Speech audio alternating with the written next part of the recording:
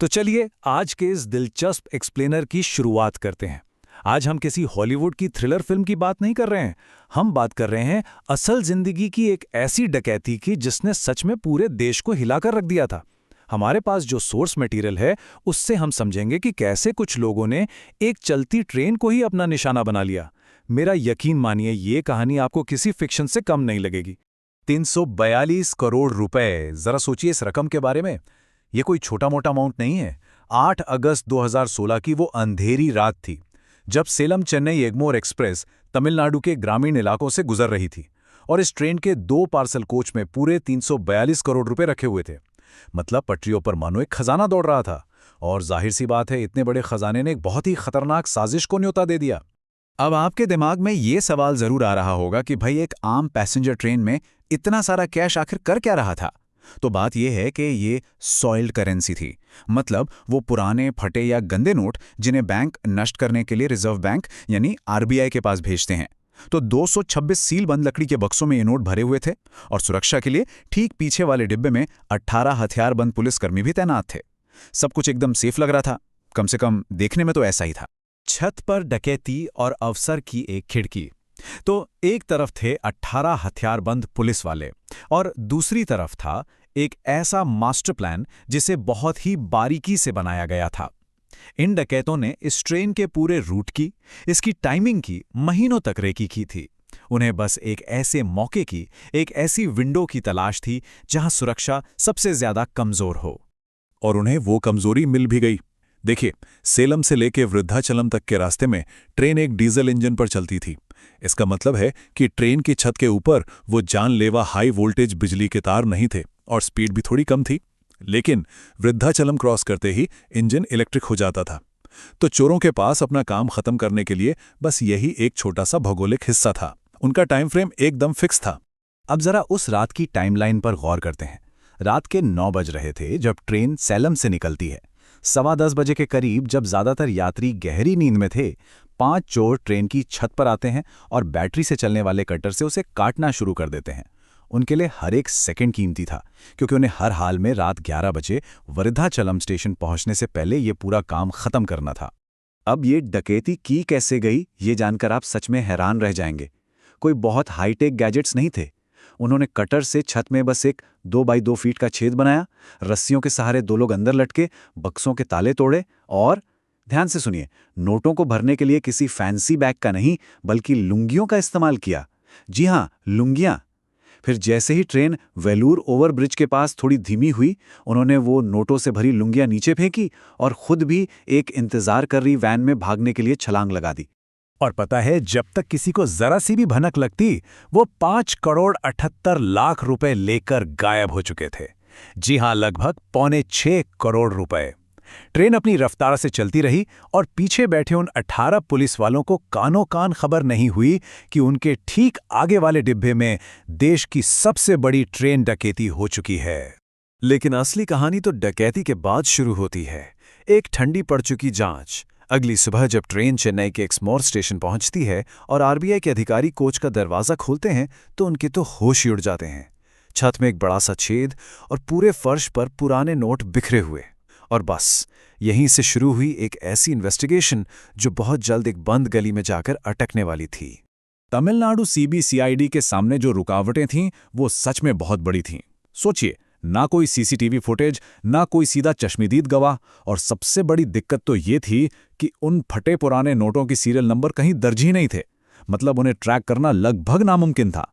जांचकर्ताओं ने उस 350 किलोमीटर के रूट पर 2000 से ज्यादा लोगों से पूछताछ कर डाली, लेकिन सब बेकार, कोई सुराग नहीं मिला। और ऐसे करते करते पूरे 730 दिन बीत गए, पूरे 2 साल।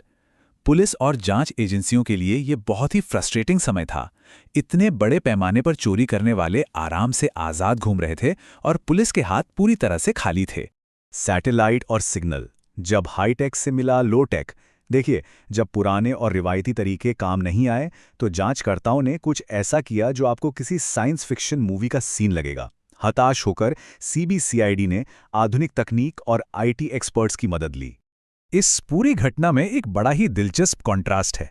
मतलब जरा सोचिए, अपराध करने के लिए क्या इस्तेमाल हुआ? बैटरी वाले कटर, रस्सियां और लुंगी। एकदम बेसिक चीजें। लेकिन इन लो टेक चोरों को पकड़ने के लिए जिस विज्ञान की जरूरत पड़ी वो एकदम नेक्स्ट लेवल था। डायनामिक सेल टावर ट्रैकिंग और सीधा नासा से मांगी गई हाई रेजोल्यूशन सैटेलाइट इमेजरी। और फाइनली इस तकनीक ने काम कर दिया। सेल टावर के डेटा एनालिसिस से पता चला कि कुछ मोबाइल सिग्नल्स बिल्कुल उसी स्पीड से मूव कर रहे थे जिस स्पीड से ट्रेन चल रही थी। और मजे की बात ये कि ये सभी नंबर मध्य प्रदेश के थे। इसके साथ ही नासा की सैटेलाइट तस्वीरों में उस रात ट्रेन की छत पर कुछ आकृतियां दिखाई दीं जो वृद्धाचलम आने से ठीक पहले गायब हो गईं। बस सीबीसीआईडी को उनका पहला और सबसे बड़ा सुराग मिल गया था। इन्हीं डिजिटल फुटप्रिंट्स का पीछा करते हुए पुलिस सीधे मध्य प्रदेश के खूंखार पारधी गैंग तक जा पहुंची। अक्टूबर 2018 में गिरफ्तारियां शुरू हुईं। पूछताछ में सामने आया कि इस पूरे प्लान का मास्टरमाइंड था मोहन सिंह पारधी, और ये कोई नौसिखिया नहीं था। इसके खिलाफ कई राज्यों में हत्या और डकैती के केस दर्ज थे। पता चला कि इस गैंग ने महीनों तक रेलवे ट्रैक के पास मजदूर बनकर इस रूट की रेकी की थी। अब आते हैं इस एक्सप्लेनर के सबसे बड़े ट्विस्ट पर, नोटबंदी का ट्विस्ट। एक ऐसी महंगी विडंबना जो इस पूरी सच्ची घटना को किसी फिल्मी कहानी से भी ज्यादा अविश्वसनीय बना देती है। एक ऐसा मोड़ जिसने इन शातिर चोरों की सारी मेहनत पर सच में पानी फेर दिया। हुआ कुछ यूं कि डकैती के ठीक 3 महीने बाद 8 नवंबर 2016 की तारीख तो आपको याद ही होगी। भारत सरकार ने काले धन पर वार करते हुए अचानक नोटबंदी की घोषणा कर दी। पुराने 500 और 1000 के नोट रातों रात महज कागज के टुकड़े बन गए। अब जरा उन चोरों के नजरिए से सोचिए। अपनी जान पर खेलकर उन्होंने जो करोड़ों रुपए चुराए थे वो सब अब पूरी तरह से बेकार हो चुके थे। तो इस पूरी कहानी की सबसे बड़ी विडंबना क्या है? पारधी गैंग उस लूटी गई रकम का एक बहुत ही छोटा हिस्सा खर्च कर पाया था।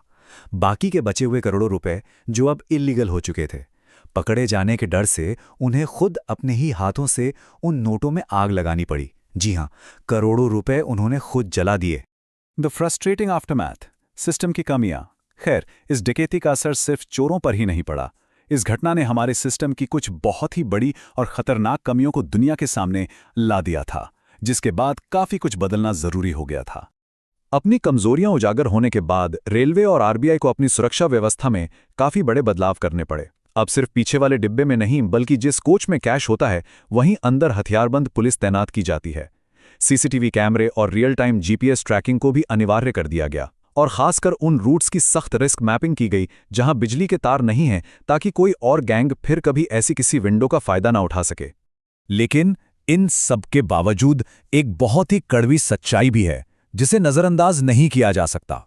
2021 में मास्टरमाइंड मोहन सिंह पारधी, जिस पर 50 से ज्यादा गंभीर आपराधिक मामले दर्ज थे, उसे सबूतों की कमी का हवाला देकर जमानत पर रिहा कर दिया गया। मतलब सालों की मेहनत, नासा की मदद, इतना बड़ा हाईटेक मैनहंट, लेकिन कानूनी खामियों ने उसे बाहर निकलने का रास्ता दे ही दिया।